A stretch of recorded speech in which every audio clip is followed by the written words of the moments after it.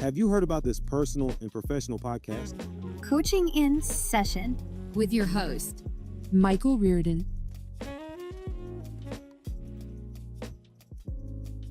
What if I told you that your dreams can become reality today, starting today at least?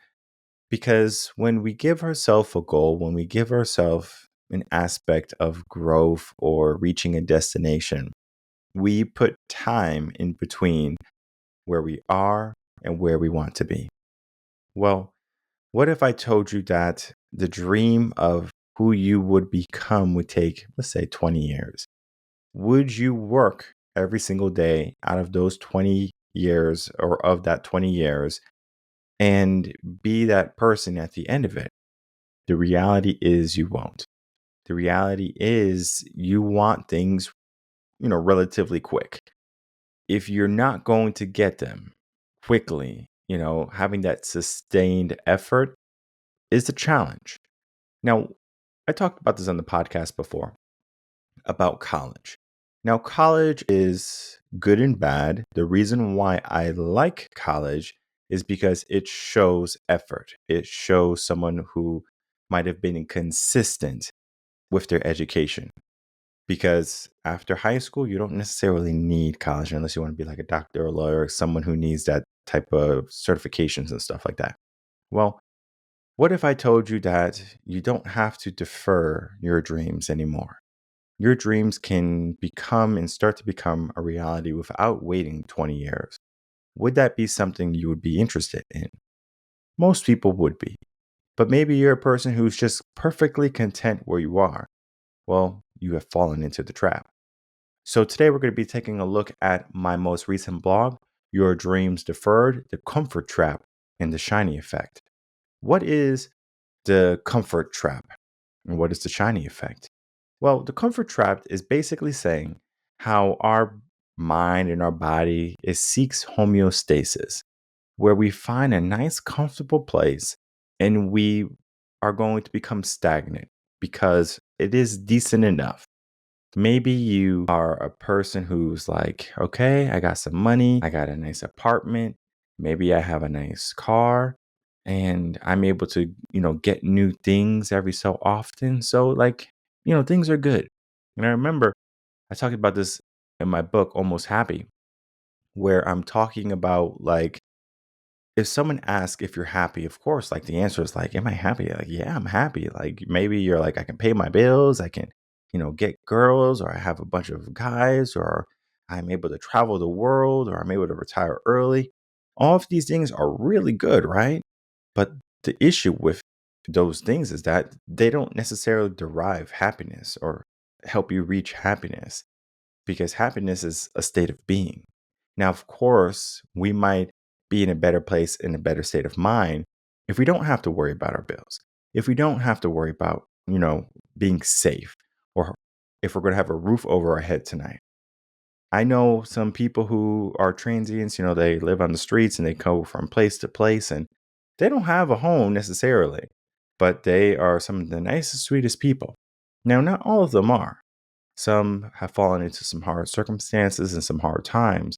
But for the people who can truly appreciate the small moments a lot more than what regular people will, and regular people are the people who kind of go Monday, hate Monday, and they're looking for Friday, right? Those people are just like the regular circumstance people, right? They fall into the rat race of life. Well, let's get into the shiny effect, right? The shiny effect is basically talking about how we are given this view of what we need. Social media is going to be the death of so many people. And not literally the death of people, but more so of their potential, what they can accomplish, because they're going to compare themselves to others rather than compare themselves with who they were the day before. For example, let's say I'm a model. I see all these other models on Instagram and I'm like, whoa, this model's so good looking. And this model, has so many magazine covers and I only have one magazine cover. Look how many followers they have. I only have 5,000. Like, what's the point? What's the point of me even being a model? Like, Look at the competition. I can't win. Do you see what just happened? So the shiny effect, basically, I'm looking at someone who's just out there, right? They're just doing their business. They're just great. They're winning at this modeling thing or winning at life, right? So I'm going to put myself in a lower light, a lower level. I'm going to say, you know what? Like, I can't be in that limelight too. Now, of course, I can give myself the mindset to be in that limelight, but then I can also give myself an idea of comfort in that limelight. Well, that's their light, but I have my own light and I have a bunch of people who love me and like me, and I'm going to be perfectly content with what I have because maybe what you have is giving you just enough. But what would happen if that just enough is not enough anymore? We can look at inflation. We can look at the insecurity of the economy. We can look at the fluctuation of the housing market. There are so many things to look at. But if we're just trying to move through life and look for happiness and look for fun, yeah, sure, we can probably do so, and go through those waves, those ups and downs without much effect. For the people who truly want something in their life, they typically have to go beyond the comfort. They have to go beyond what they see and what they are looking at others do. They have to look inward and they have to say, am I willing to be uncomfortable? And am I willing to go beyond what other people are doing, even though it's going to be a large turmoil, a huge hurdle, or maybe even something that I have to overcome? However you want to view it. We can look at this blog here, right? This blog right here, Your Dreams Deferred, The Comfort Trap and the Shiny Effect, is going to be talking about just that. One of the reasons why I talk about the two together, right? The comfort trap and the shiny effect is because oftentimes when we're trying to pull ourselves up, we have to get out of comfort, number one, and that can be a hurdle in itself. And then number two, we look at how far we have to go in order just to reach the competition. So that right there is almost like a sandwich, and we're kind of stuck in between it, or maybe we're the yolk and the egg, and we have to break through the egg or the eggshell, and it's like, oh, this is pretty tough. Well, either way, there's a way that we can break free. Now, it is not as easy as these 7 steps, but it is a start. Number 1, set clear goals. Number 2, create a plan. 3, prioritize progress over comfort. 4, limit distractions. 5, stay consistent. 6, seek accountability. And 7, reflect and adjust. Now, I'm going to just kind of run through all of them, give a example so at least you have some understanding of basically what you need to do. And then we're going to get right back into the conversation. So number 1, setting clear goals. If you want to be number 1 in a business or in a career, or if you want to accomplish something, it doesn't even have to be about being number 1. Maybe you just want to start a business. Be as clear as you can in that goal. So you have to define what you want to achieve, and you have to break it down into manageable steps. Okay. Don't just say, I want to start a business. Well, what's the first step? All right. Maybe you need the funds in order to create an LLC or something. It's like $300 or something. So maybe you have to work up to that. So you figure out how you're going to make each dollar. It might take a week, it might take a month, it might take a year, right? But we give ourselves the progress setting our goal. 2, create a plan.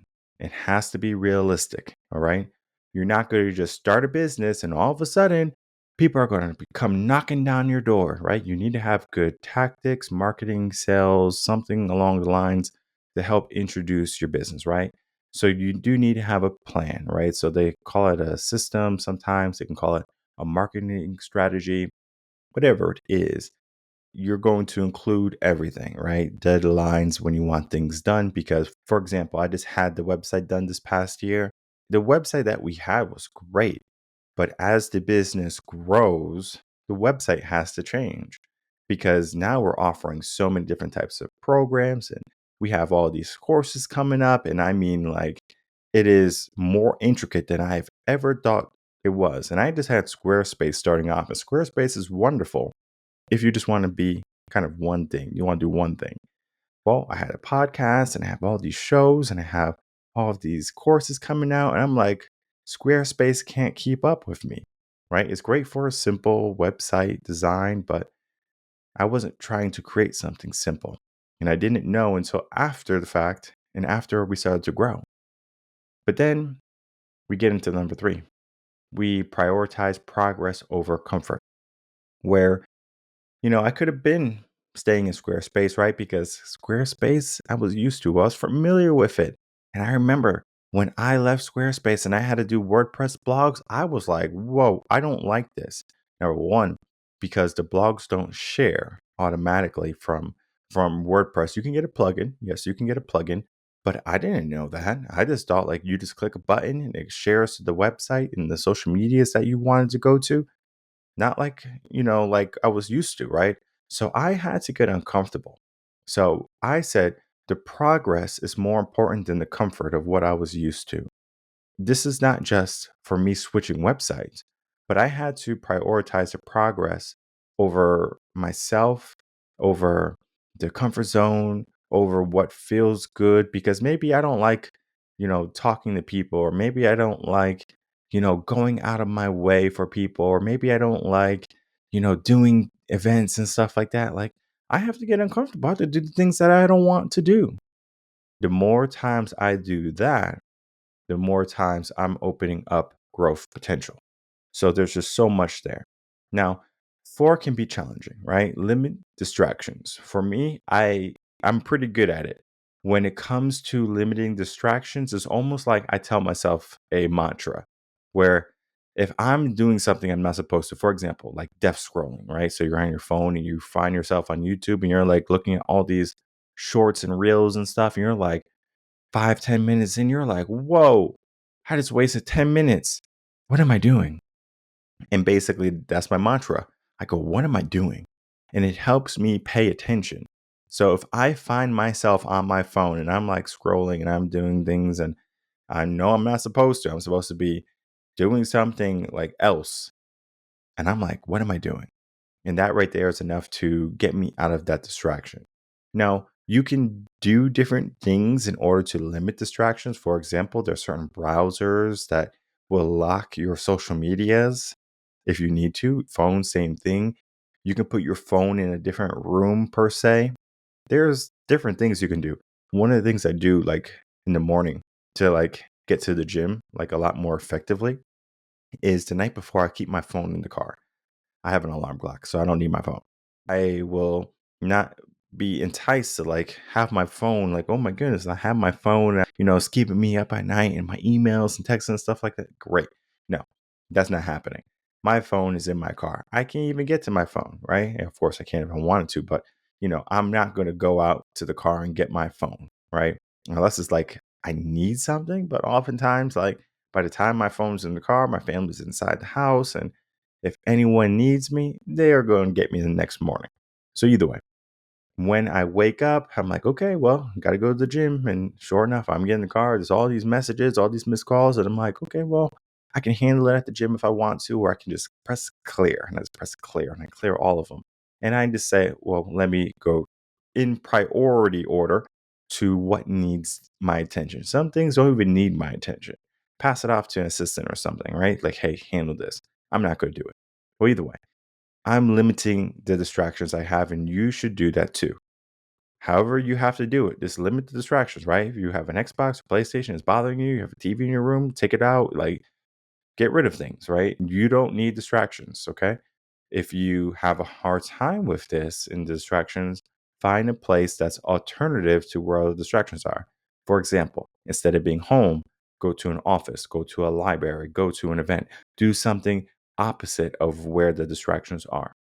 5, basic. Stay consistent.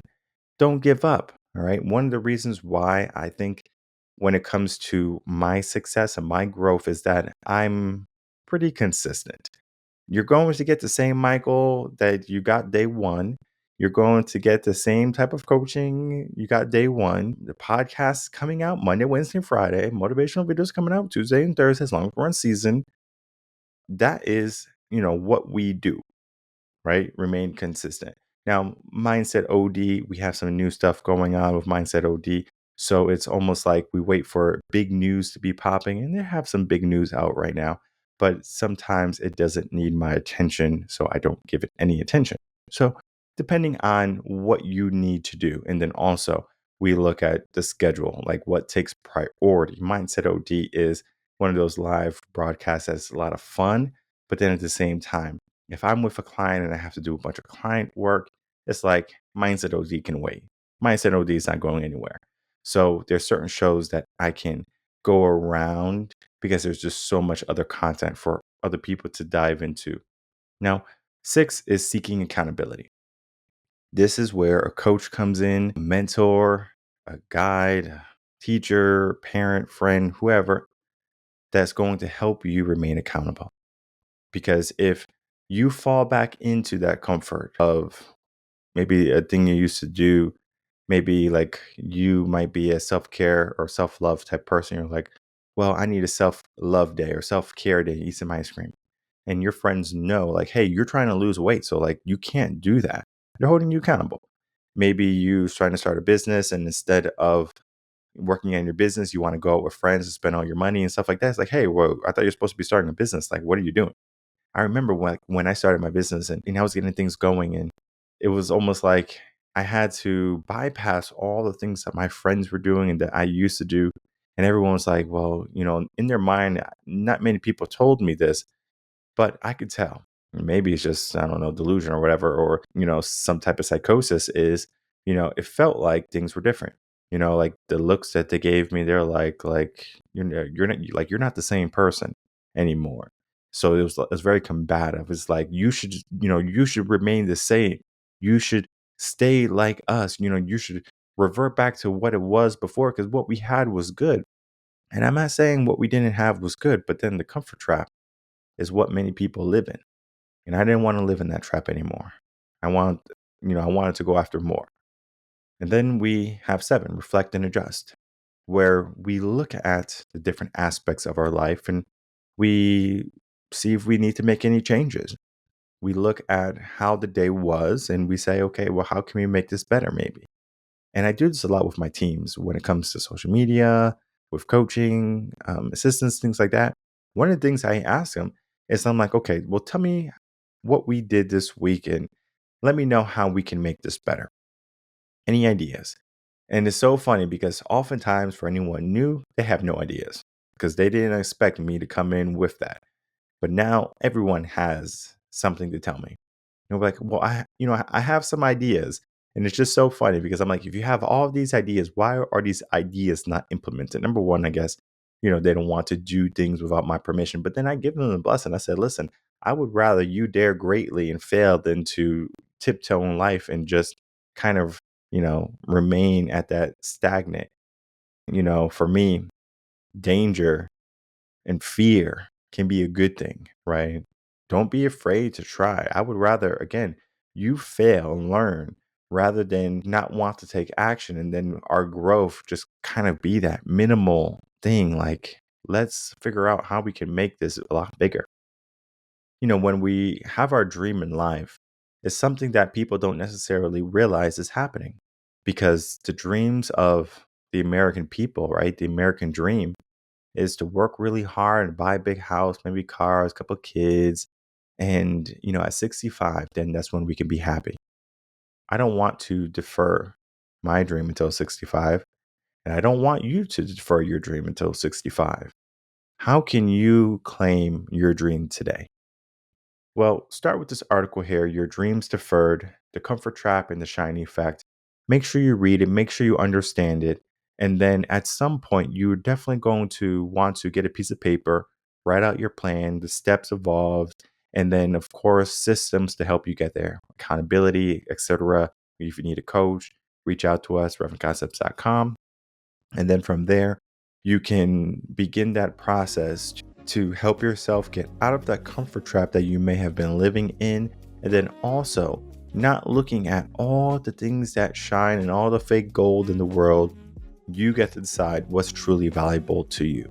And once you figure out that value for yourself and for what you would like to create, there's not many things that can stop you.